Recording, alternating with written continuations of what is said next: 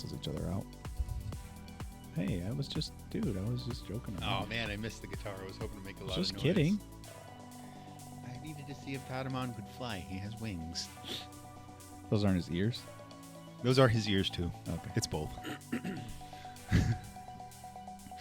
Hi, everyone. A bit of a Dumbo situation. All right. Hi, everyone. Welcome. If you haven't noticed, something has changed. This time, Tim's here. And what? Oh, I think he wants me to point out I have a mustache right now. Uh-huh. Ben thinks it makes me at least 30% smarter, which I'm not sure if he means that I was 30% dumber or I just got elevated somehow. It's all superficial. It You're really- intelligent it whether you have literally a is. mustache or not. You just look. Oh, okay. More I look intelligent. studious. Mm-hmm.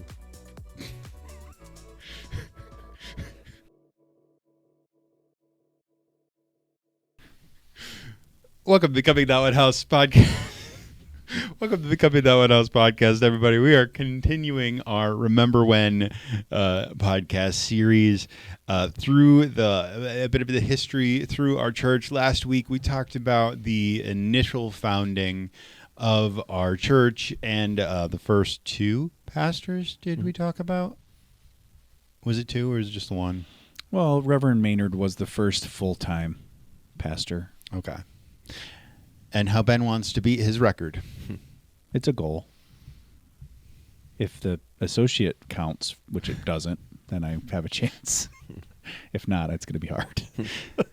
You don't think you'll live another? I didn't say live. I don't know. We'll see. Oh, you don't think? It's a goal. It's a goal. It's a goal. It's lofty. He set a high standard.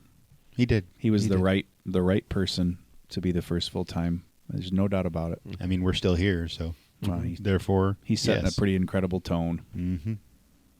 Anyway, this week we have Tim here with us, Tim Tustra, to talk about the church. We talked about the church beliefs through the years, correct? Yeah, and in fact, when we talked earlier, we were saying, what about the following years too, after the Maynard years, and some of the changes and some of the ways that it laid the foundation for who we are today as well. Mm-hmm. So, All right. And then just because by way of introductions, I always forget the introduction. I have to go back and do them. I'm Jake, your host for this thing. And that's Tim Toonstra. He's Jared's dad. Jared is behind the wall, a magical Wizard of Oz. Give him a hello, Jared. And that is El Captain Man over there. Number 17. There we go. Number That's 17. Right. Isn't that amazing? I'll call you number 17. Predating the Civil War until now. It's amazing. That really caught you when he was talking to you about that book, right? amazing. Just now, didn't it? I find it fascinating. Our Hey. history. All right. So with that, I'm going to toss it to Tim. Tim, we're probably going to interrupt you with questions and please. discussion points and stuff like that. Mhm. But go ahead whenever you're ready. well, I know last week you had Larry in here, and you talked about the first 50 years or whatever of the church, including Maynard's 30 years, and it was an amazing time. In fact, I brought the book. You guys, I think Larry read this last week. That first time that the church organized in 1856, and I actually have the book here, and on the first page, which you can't see, but on the first page right there, and it's been pretty worn out now, but it's the actual person who on that day wrote, starting out with believing that this is the time has come that we're going to be, they're going to be organizing a church for the advancement of the Redeemer's kingdom. There it is right there, and it is a priceless artifact, I guess, for our own history, and it's amazing. It's something that it's also timeless because all churches everywhere, I think that would have been a goal that they had. But it's also, of course, the church moved on from there, and I do want to point out that after Maynard left, and he didn't actually leave, he passed away while he was the pastor here. The next 30 years were more difficult for the church. In fact, one of the measures of that is Pastor Maynard was here for 30 years, and over the next 30 years we had 8 different pastors, some here for a relatively short period of time. So it probably lost some stability because of that at the time. And Before you get any further, I do just want to point out, if you are interested in reading that first page, or maybe the first 2 pages, I believe that there is a scan for it in our story, where Tim wrote an abridged version of this. That's up on our website if you want to go there, spartacenter.org. Yeah. Also, I should say thanks for inviting me on here again, because it gave me some time to actually, I think I spent more time in the last couple of days going back and rereading some of those journals that I had since we wrote the history 20 years ago. So it's been a lot of fun. And I remember I started feeling some of the same feelings I had before, as I would spend hours reading that, plus reading old newspapers from the area. And I remember saying one time I felt like I was living in like the 1920s because I was reading so much from that time. But one of the things, and this shows up in our history too, I think one of the things that contributed to maybe some more of the difficulties is by the early 1900s, the church became much more organized. And its organization is good compared to the opposite, of course. It's a good thing to have. But organization also can have some drawbacks. In fact, if I can just quote something we wrote in the history from that period, it says, "Organization is good, especially compared to the alternative, but it often comes with unintended costs. One cost is the loss of flexibility. The more elaborate the organization, the more difficult it is to change. A more frequent and often destructive cost, however, is the inevitable collision of authority and responsibility accorded to various offices and departments within a church. These conflicts and the resolutions are commonly referred to as church politics." And if you've been around church, any church at all, at any time, eventually you'll come across church politics. So that was probably one thing that increased the chance for some maybe disagreements within the church in those days. There are obviously politics everywhere, so ask families that are involved in youth sports, and there's tons of politics involved, wherever you go. But this is particularly about God's kingdom, and I think that's where it becomes very relevant, and there can be real damage done, and nothing too big for God to overcome, of course, Right. but there are real issues, and there's real pain and frustration, and Yeah, and that's it. Just like in the family or in society, we are people. Churches are made up of people, and we bring those things in with us. And when I first was going through all the journals, I actually kept track of some of the things I thought were kind of humorous that were done, and some of them are just humorous because, as we said, we are made up of human beings. We look back on some of these things, and they're just, some are silly, some are kind of petty, some are a little more hurtful as well. But one of the things I kept a list of is what I call gems from the past, and I have several pages. I just want to highlight a few of them here. For example, in 1871, this is when Pastor Norton was here. This was 15 years into our history. They had a meeting, and it says about 15 of the brethren met for the meeting. And when they say brethren, it's both brothers and sisters. Elder Norton led by reading Matthew 10. Nearly all then spoke a word or two for Jesus' cause. Then we discussed the subject of hiring a preacher for the coming year. They concluded to keep Elder Norton in the pulpit another year if he will stay, unless a door seems to be open for doing better. And I thought, okay, apparently that year he didn't have a chance to do something better than our church. Sometimes you read these and I'm not sure the person writing this down knew how they were coming across. That was pretty fun. You kind of hope that it wasn't communicated that way to him, but yes, yep. Also, it's one of them I noticed is the use of our building has changed the standards we've had. For example, in 1874, it was voted that the church should not be opened for any traveling show. However, a few months later, they voted not to rent the church to the Good Templars for any less than $50 a year. And then in 1900, they ended up voting to allow the church to be rented for entertainment, $5 for outside entertainment, and $3 for inside entertainment. So if you remember, I guess you had an in with it. Kind of like you can have tables and chairs if you're from the community for a little bit more, and if you're a member, you can maybe get them for free. And but throughout our history, there are not some today. benefits, I guess. There's members benefits. Also, apparently, in some years, if you're on a committee, you could not leave the committee ever. So in 1894, Wow. there's a guy named Hastings, R.A. Hastings. He offered his resignation as member of the soliciting committee. Whatever that committee did, I'm not sure. But he thought that someone else could do the work better. His resignation was not accepted. So apparently he had to keep on doing it, whether he wanted to or not. We form committees now, and then we disband on purpose. Yeah, they because- serve their purpose, and then they're done. And you're saying You're stuck in you're it. stuck for Yeah. life. You probably Yep. get less buy-in, I think, today. Yeah. But I don't know. Maybe not. Some things I didn't understand what they're saying. In 1900, Pastor Maynard, it was decided that the person writing it said it was decided that we should give Elder Maynard, Pastor Maynard, a pound social. And I had no idea what I still don't know what a pound social is. Is it a pound cake or a pound of flesh or a pounding?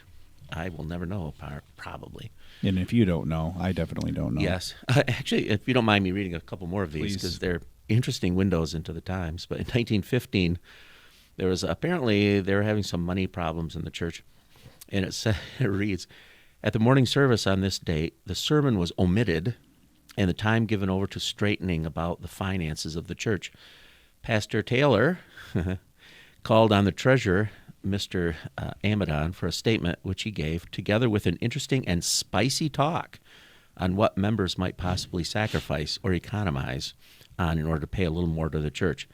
I don't know what they meant by spicy talk. It's probably the first and last time that ever happened in our church. Apparently it worked, though, because the $300 deficit was erased by the end of the service. Oh, wow. So, Ben, if you want to give some spicy talk sometimes. I like that spicy kind of had the similar meaning to now.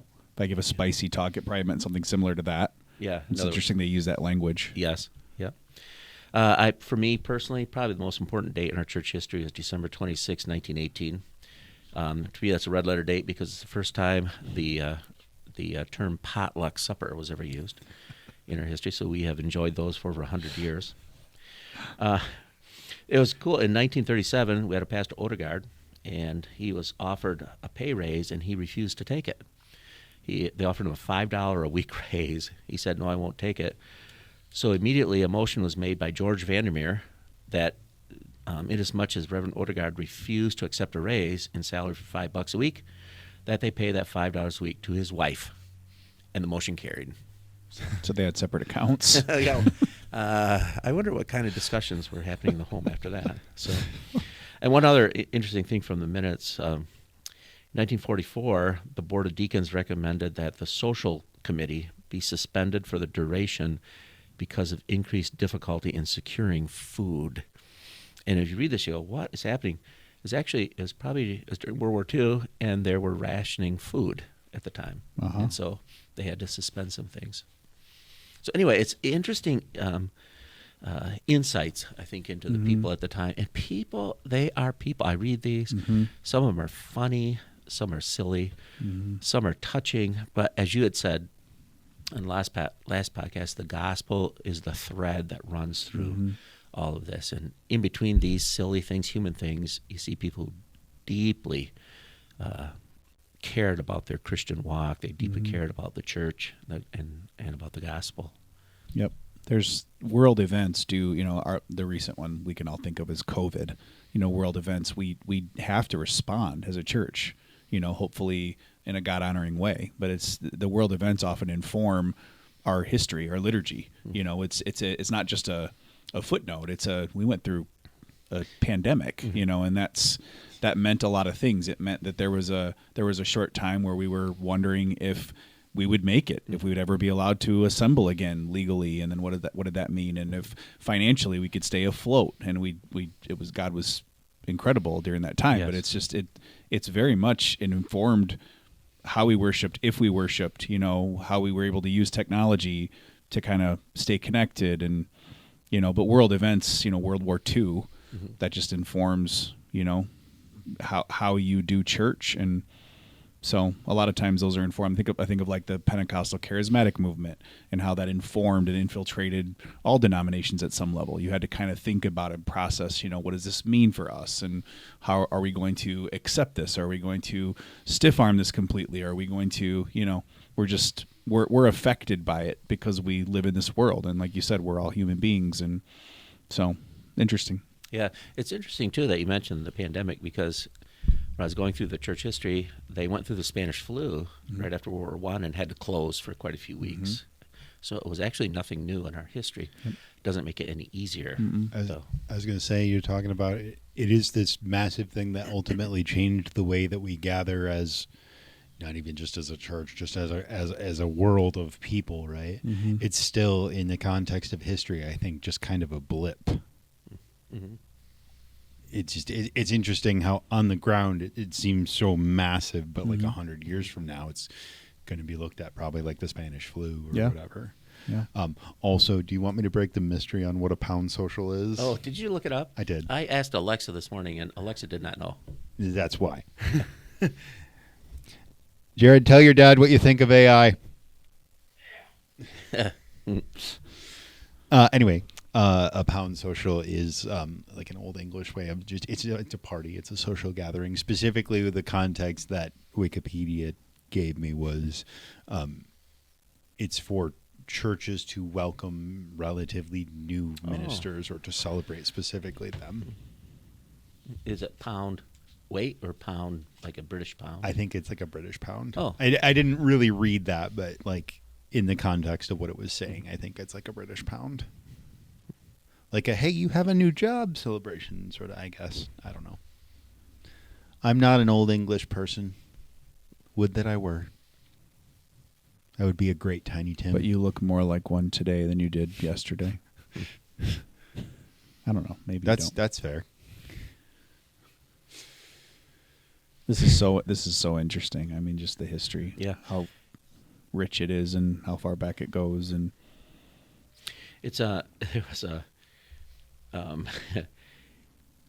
I'd spent quite a bit of time going through what were the local newspapers at the time, and the History Commission here has all of them, and they're bound together in these big books. And I remember spending it. I'd go every day and spend a few hours going through them, and they were getting frayed on the end. So I'd go through. I think I did like 4 years each day, and at the end I'd have to vacuum the floor because of all the shards of the newspaper. But what's the way that they digitize those? There's a word for it. Oh no, I should know this. It's like a projector that you look through a lens at, and there's a light underneath it that shows you the headlines. Oh, like how people used to read like old newspaper headlines and clippings in the library specifically. You know about the little, and you'd run it like on the film. Yes. Yeah. What's that called? Do you know, Jared? I used them all the time, but I can't think of what they are. I can't. That to say, I'm surprised at the Fiche, Sparta Library. Microfiche. Microfilm. Okay. Yeah. Maybe? I don't know. Ben's looking it up. It shouldn't surprise me that the Sparta Library didn't have access to that, but it's interesting that were physical newspapers, because those things, like you say, Microfilm, microfiche. Yep. Now I think they've Viewing digitized them machines. all now. Now it's all online, I think. But I had to go through it, and I was looking for keywords like Baptist or church or some like our pastors' names, and I found some interesting things there too. If you don't mind me reading a couple of these, Please. In 1909, the church put in the newspaper, or church put an advertisement for Sunday, October 17th, to be observed as Old People's Day. And what it reads is, all old people not connected with other churches whose services might conflict are most cordially invited to attend the 10:30 a.m. service, which is going to be Old People's Day. A later article reported that fully half the congregation that day was old people. So, and now that I'm old people, I get kind of a kick out of it, actually. Yeah. So here's the question: what was the lifespan then? And then what was considered old versus now? It's about 19. What did I say it was? 19. It was about 1909. Do you say? From birth, it was about 45. But if you got to 1, you probably got into your 60s. So actually, half the congregation. That's a large percentage. Mm-hmm. In the newspaper editor was pretty good friends, I think, of our pastor, and so the editor wrote a little blurb about a Sunday school picnic in 1915 at Camp Lake, and he writes, after writing about it, he said, "The rest of the afternoon was taken up with boating, bathing, etc. Disaster threatened the crowd along the beach at one time when Sunday school superintendent J.C. Ballard and Pastor Taylor both went bathing at the same time. The level of the lake was raised a few feet, but timely warnings saved the onlookers." And I read that and I go, these guys knew each other pretty well. Yeah, that's a good sense of humor right Yes, there. and I think it went both ways. So. I think of like, it's okay if they bathed separately, but if when they're together, then it was. I think he's raising the few feet of the. Yeah, that's good humor. And then one other from this one. This might be my favorite. In 1915, the newspaper reported 5 Sparta boys took one of their parents' cars without permission and were caught. In lieu of 90 days hard labor, they were sentenced to paying an $8.50 fine.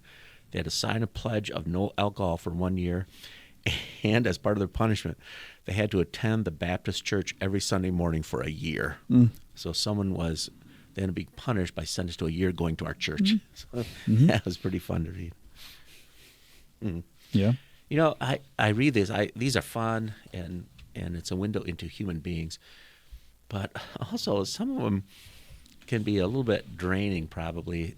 I think I mentioned this last time I was on, but for Pastor Maynard, when he first started, there was apparently quite I don't know if Larry mentioned this last week, but there was quite a scandal, at least according to some people, because, let me turn to the right page here. The way it is in our history, it reads, "A more serious issue arose, however, after Reverend Maynard arrived. Come to find out, he had a habit of playing croquet, which apparently did not set well with some of the members. They in turn voiced their concerns. Finally, by September of 1875, the criticism was addressed in a covenant meeting that Reverend Maynard was unable to attend. Reverend Halleck addressed those members when he proceeded to give us a severe scolding for finding fault with our minister about playing croquet so much. Apparently it worked, since the issue of croquet never appears again in any of the church records." Wow. So, anyway, it's fun to read these. And do you think that was similar to our more modern secular versus spiritual, like the card playing, dancing, things like that? Like it was a social, like a negative thing for a Christian to do? Yeah, I wonder. Or something else? I can't see it. So if you think about card playing, certainly the connections with like gambling and addictive gambling might be a connection. I wonder if in this case it was just him being out on his lawn playing croquet. Apparently they didn't think a pastor should be doing that where people can actually see him. Yep. You know, and one of the lessons I think we can learn from this is, what things do I consider so important that 100 years from now people will think is just kind of silly? Yes. You know, it's probably good for me to be concerned about things that are worth being concerned Yep. about. Isn't that why this exercise is one of the reasons that it's fruitful? You know, it gives you perspective, Oh, yes. and it hopefully helps you major on the majors. Like we talked about the thread that runs through it, and the most Right. important thing, and how easily we can slip into factions and major on minors. And Yeah. you know, if we're going to reflect the heart of God and Jesus Christ Yes. as best we can, it's just great that we are as unified as we can be around the person and work Yeah. of Jesus, and major on the majors. Of course, we still have to talk about what those are and where our lines are, you know, but it's just so important to not divide over frivolous things, Yeah. you know, which we have because we're human and Yeah. we're sinners, and God knows that, and he works with us anyway, and we're so thankful for that. You know, he has chosen to continue to work here for 170 years. Yes. In fact, there was if I can read again from Please. when we wrote this, we wrote why is it important to know anything about a church history, and I indicate 3 reasons. And the first was, the past reminds us we are part of something larger than ourselves, and that's good for all of us, I think. Second, church history reminds us of the commitment and sacrifice of those who've gone before us too. And I think Larry had said it, where in a sense as Christians, we're all standing on the shoulders of other people, whether it's our church here or wherever, whatever people have had an influence in our lives. And then third, and it kind of ties in with things we've been talking about, the history of a church illustrates in very concrete ways that Christians are still human beings. Any history will include examples of human weaknesses and hurts, mistakes and failures. As we look back, some still may break our hearts, while others now seem silly or funny.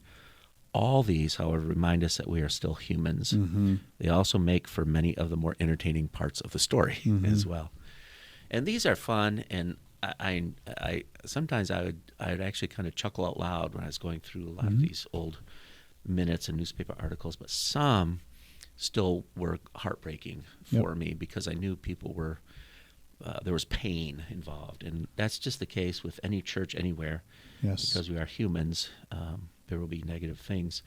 One of them occurred actually quite early, where it was Pastor Norton. I can't remember the details, but I think he had. I think I have it right here.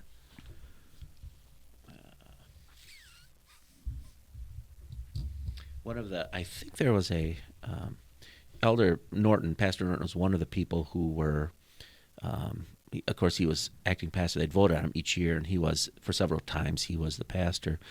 But apparently a former pastor, a guy named Elder Pett, was not happy with the arrangement, since he was reported to have told a visiting pastor that the church in general and Elder Norton in particular were rotten to the core. Wow. And that's pretty strong language even today.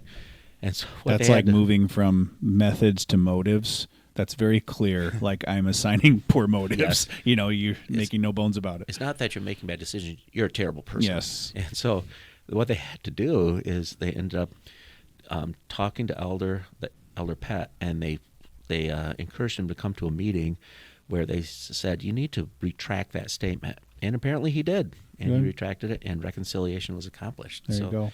They were able to deal with that. That's one of the seeds of disunity, by the way, is assigning motives to methods.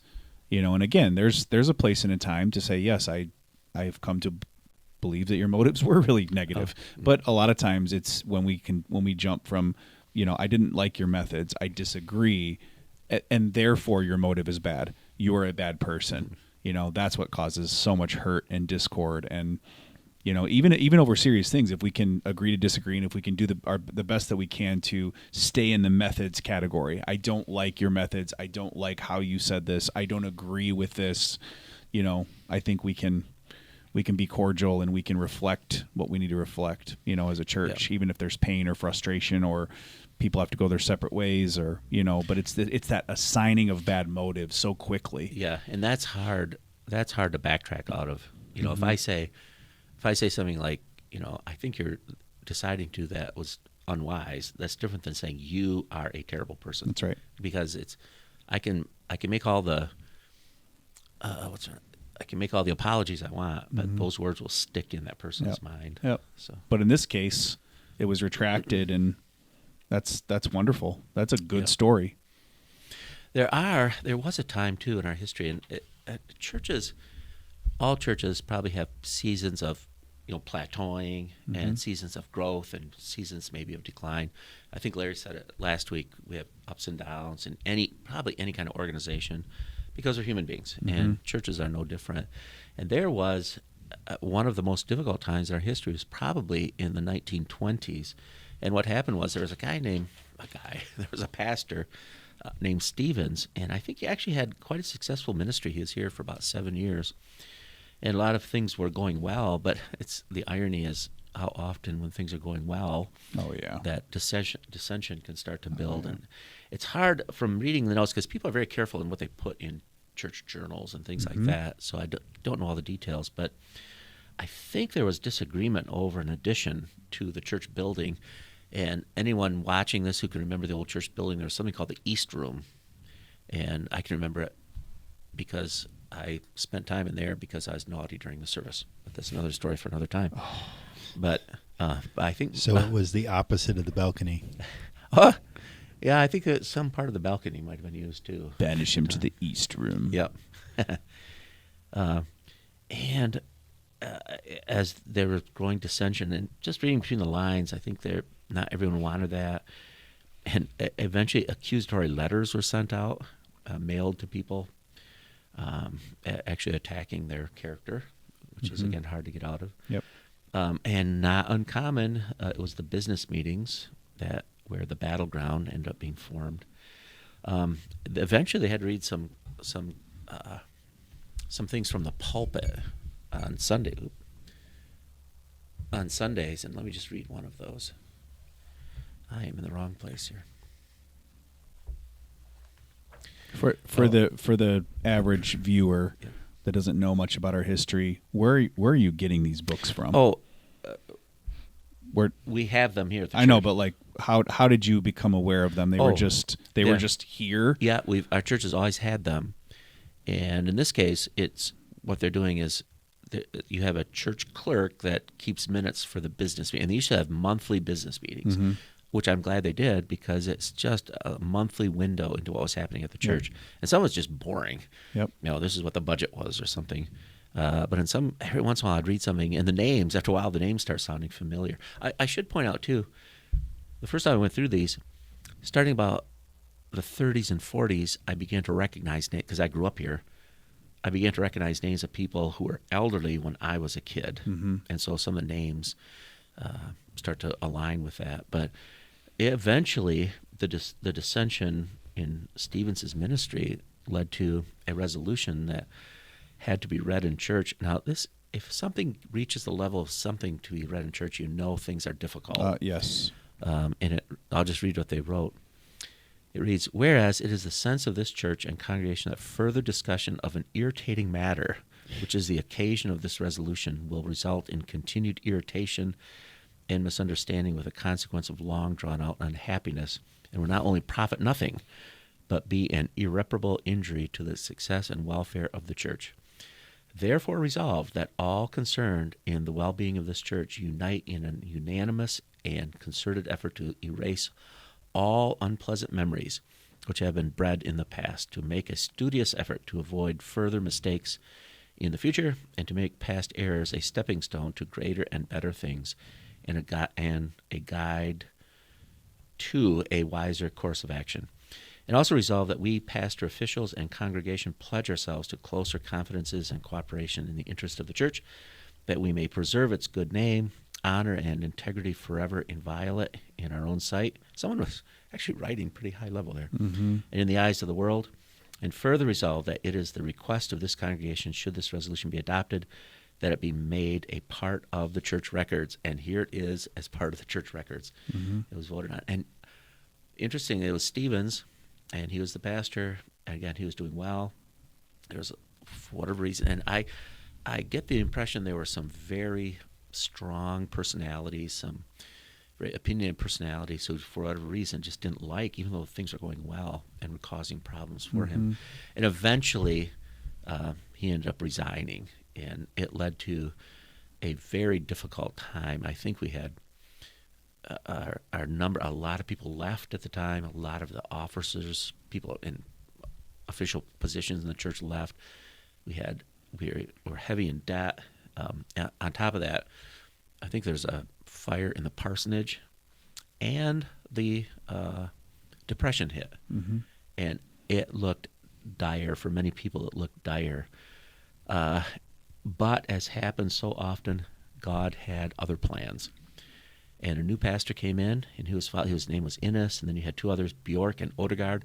I remember growing up with people a couple generations older than me talking very fondly about these pastors, because God used them to right the ship. And what looked like dire times became times of tremendous blessing.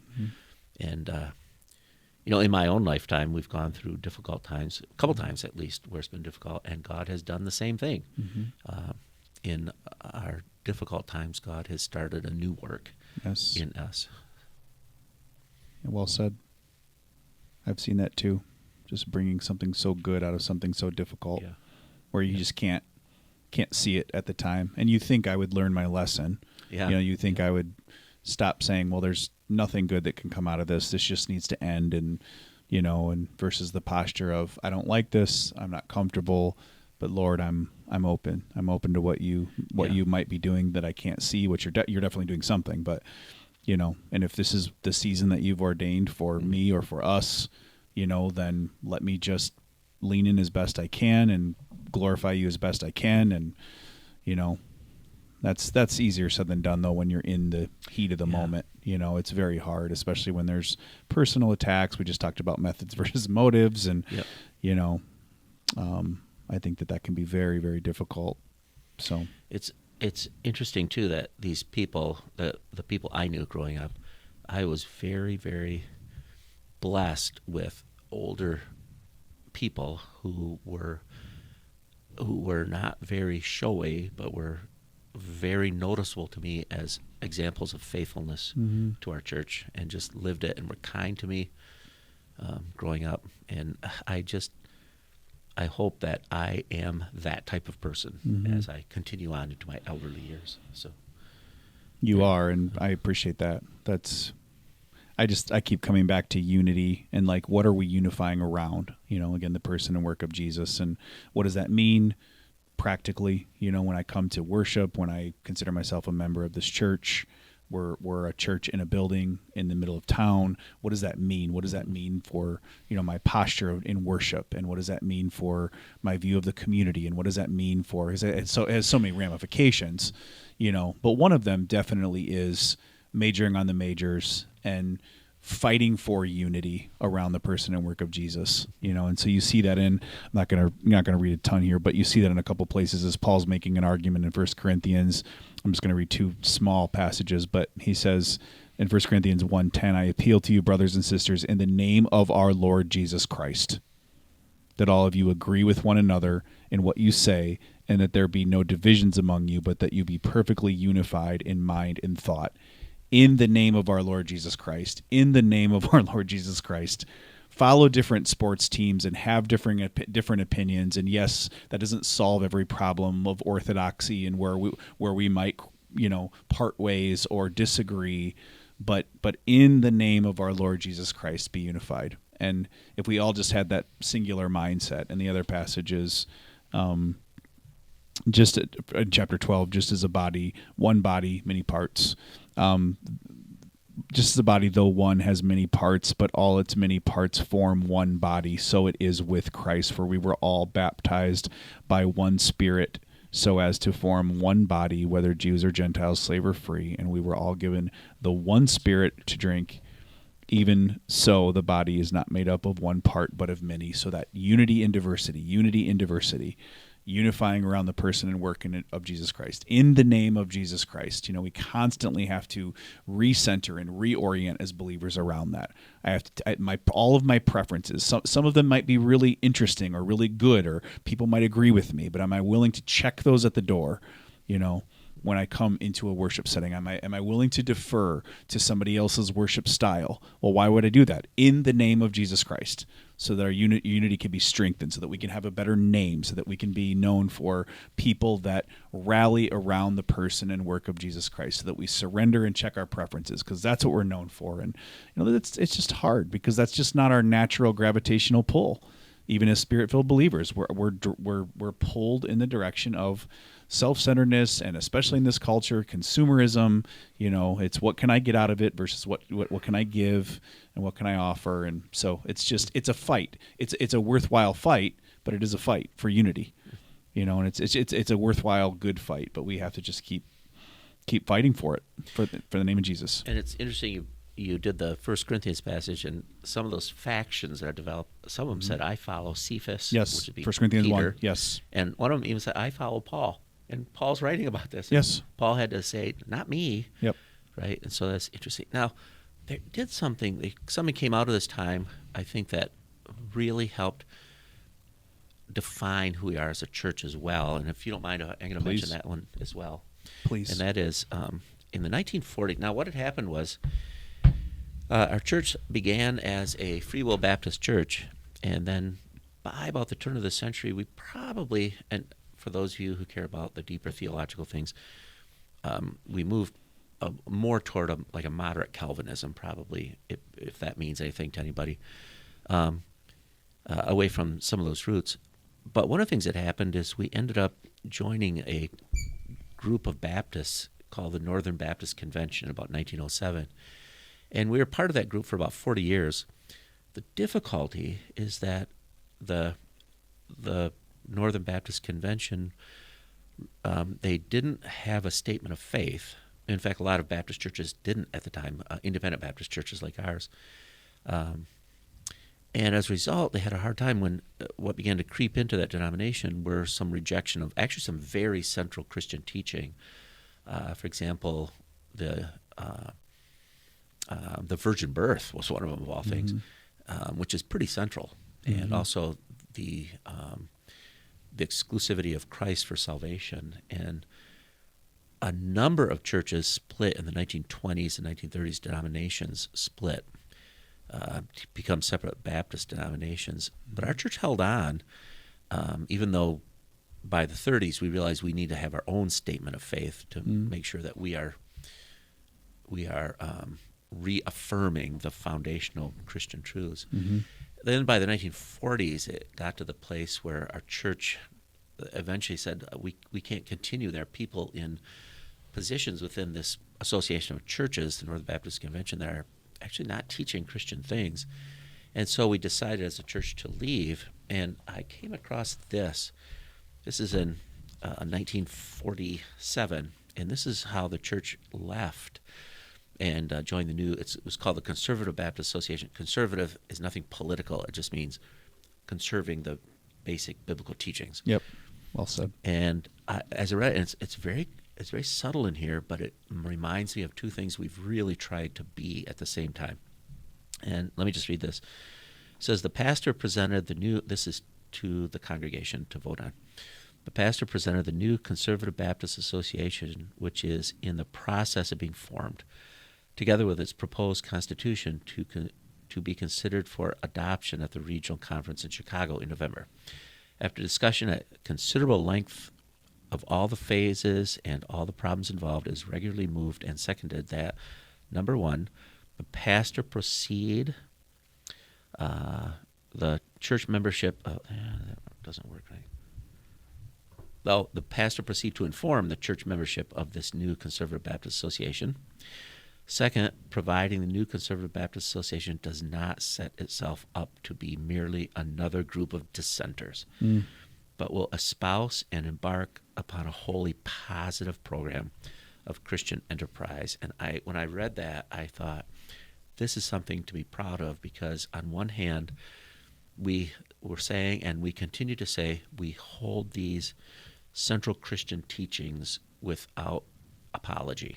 That's who we are and hopefully always will be. On the other hand, we want to do it in a graceful way, to be gracious about it and not just arguing and fighting, which some of those denominations, the way they left, it was hard to stop that.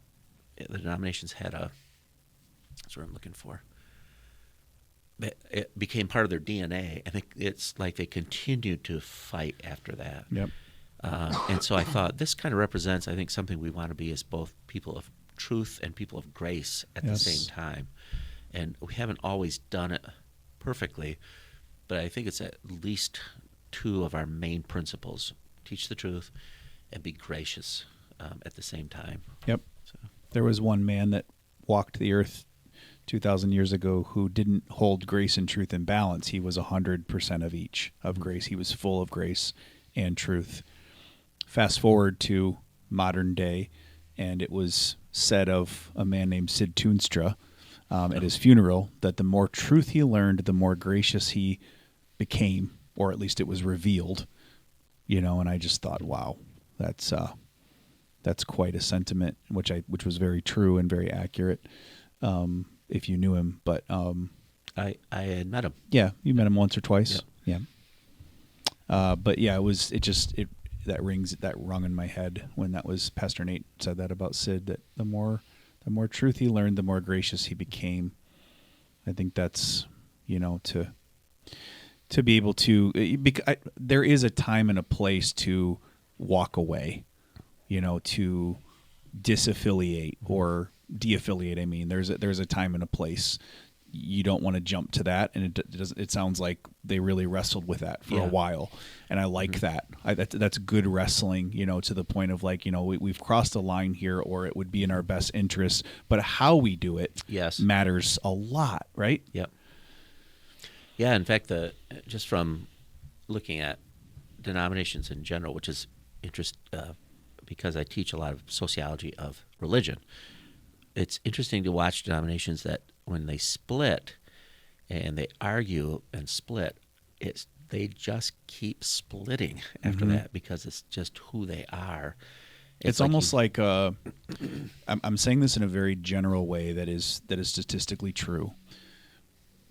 If you divorce, you are more likely to get divorced.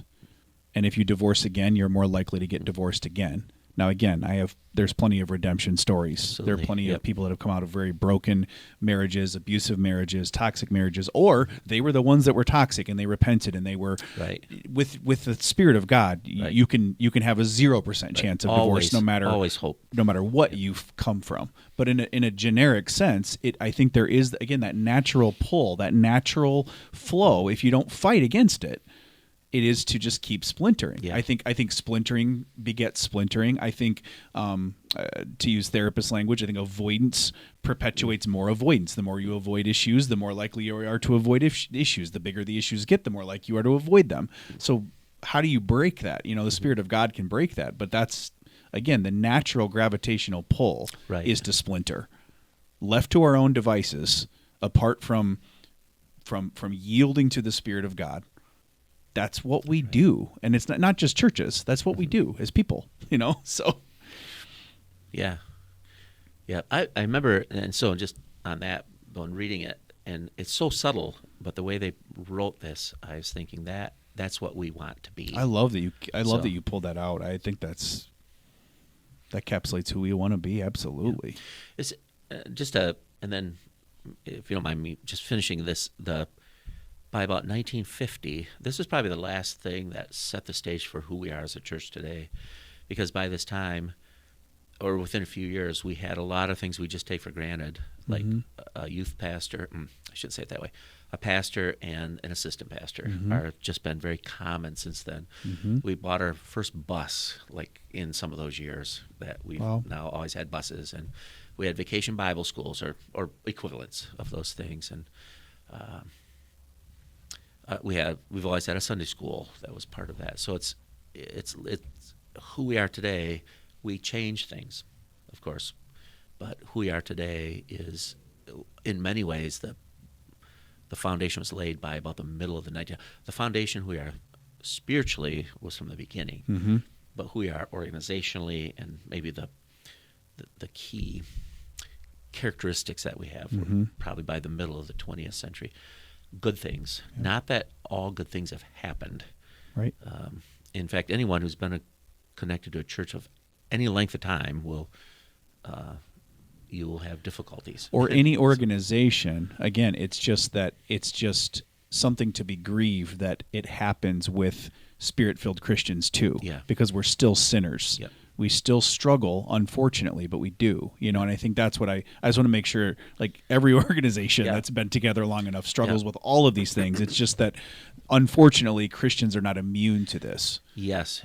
Yep. And the sooner I understand that, the better for me. We have to fight for unity. And it's interesting, too. Remember the passage in Ephesians 4 where he says, make every effort to keep the unity of the Spirit through the bond of peace. And it doesn't say they're bear with each other. Yes. And we often think, we automatically go to this, I need to bear with other people, forgetting that maybe half the time it's the other way around, that people have to bear with you. Yes. So it's all, when it works, and you see it throughout our church history with I'm pulling out some of the difficult times and the funny and silly things too.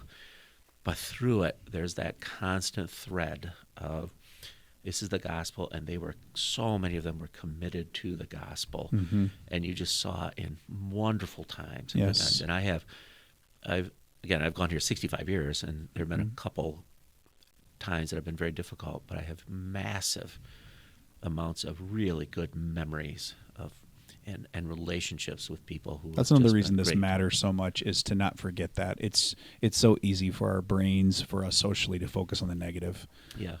Or to focus on a negative comment. So if you give me 1,000 I know. positives over the years and then you give me one constructive comment, my Yeah. brain is likely to remember that one constructive comment and just dismiss or put to the background the thousands of good. And this is a good exercise of remembering that there are, packed in the 170 years, there are a lot of really great years. Oh, yes, and great people and Mm-hmm. great things that happen. And you'd read the stories of people getting saved, and Mm-hmm. we see this continuing. People getting saved, and they're baptized, and God has people no doubt growing. used this church for 170 years. He's chosen to.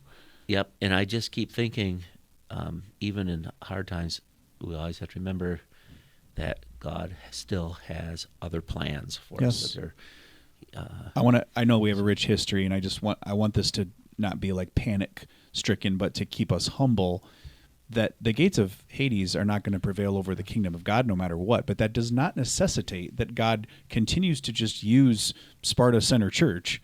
He does not have to use Sparta Center Church for his kingdom. He chooses to.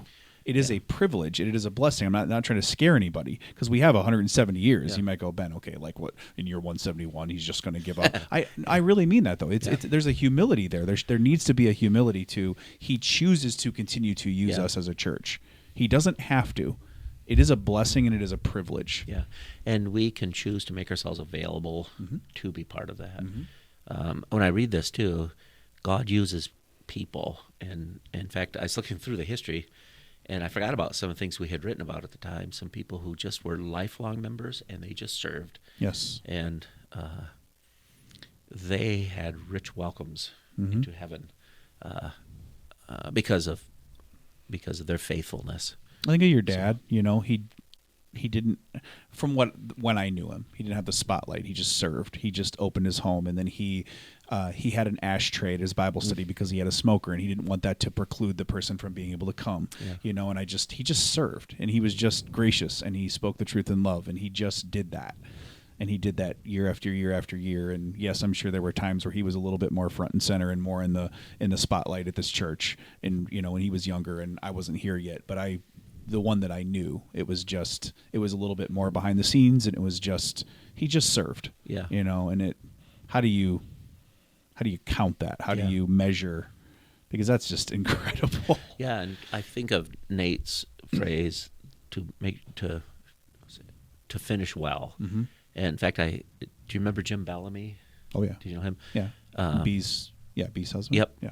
He ended up getting some form of terminal cancer, I think it was. It happened pretty fast. Yeah, he had a few weeks, and I remember he stopped by my house. I was out shoveling. I think he stopped by and talked with me. He was always encouraging. He was in my class, and this is quite a few years ago. He was always encouraging to me, always. And then I've told people he also, this is kind of blunt, but he also taught us how to die. What I mean by that is he showed me, for someone who's terminal, to use his remaining days and weeks so positively. So I will never forget that. And again, been blessed with lots of people like that. Many. Who are finishing well. So That's great. Jake, you haven't interjected for a while. What are you thinking about? I'm just kind of taking it in. Yeah. It's interesting you talk about, it is going back a while in what you're going through here, but you talk about the hurt that can happen because we are stupid people that hurt people. It's interesting how that same God that is the thread, the undergird of what we do here and how we've been chosen, is then we can hurt each other over that and differences in how we see it, but then also that becomes the platform for healing and reconciliation. Yes. Yeah, saying whatever the terminology was, saying that person was a miserable person is not good. rotten to the core. Rotten to the core. Also an opportunity to repent. Isn't it interesting, that example I just read, and that was from that was from 150 years ago. Mhm. And who would have thought at that time that someone just happened to record what happened, Mhm. and now we're talking about it, and it's an illustration for us. It's amazing. Yeah. It's hard to even just the connection between 1856 and today Yeah. and everything in between is mind-boggling enough. So no wonder when you think about, well, the God of the universe in the beginning, and you go back that far, it's hard to even ponder, because it's hard enough to ponder all of this, and it's great. It's powerful, and it's a little bit overwhelming, and it's humbling, and it's sobering. It's encouraging. And entertaining sometimes. It's entertaining. A lot of times it's entertaining. It reminded me, too, that when you read a history, culture changes, technology changes, but actually God never changes. Yes. We actually are the same. Yes. We as human beings, we have the same need Mm-hmm. as well. So some things just don't change. In many ways, culture is just that's more of these a little more peripheral things that change, but the actual needs, the actual nature of the world hasn't changed, and the nature of God hasn't changed. And I think that is important. That's an important perspective to bring into your Bible reading. It's the same God. Mm-hmm. It's because the cultures are vastly different. You encounter some things in culture, even the New Testament too, but especially in the Old Testament. It's like, I don't understand why God would have them do this, or why this culture did it this way, or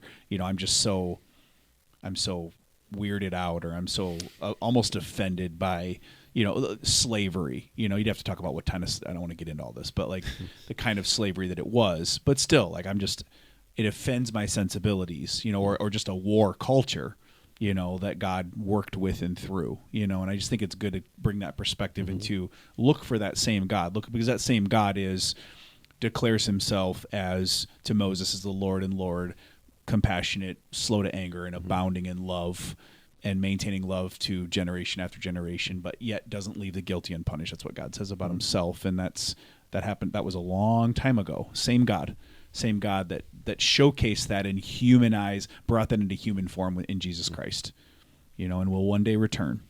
Same God. Yep.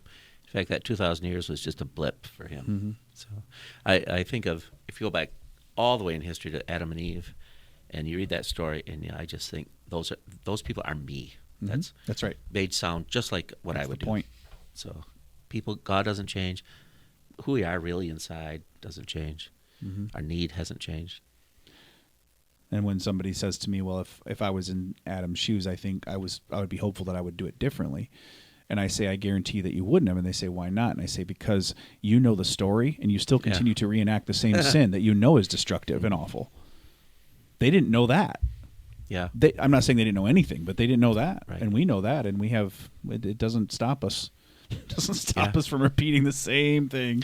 It's I know better than God. I know better than God. I know better. It's like Peter saying, I will not betray you. And a few hours later, he betrays him. Before the next day. Yep. And in fact, pretty dramatically betrays him.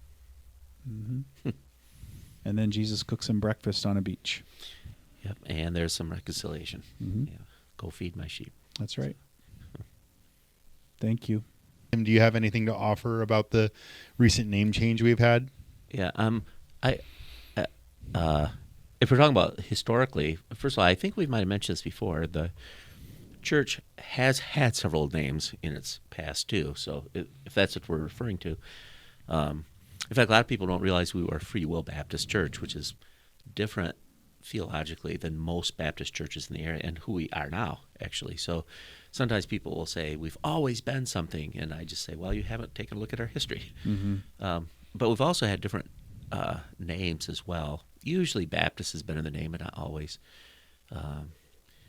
And I remember when we did change 2 years ago or whatever it was. 3?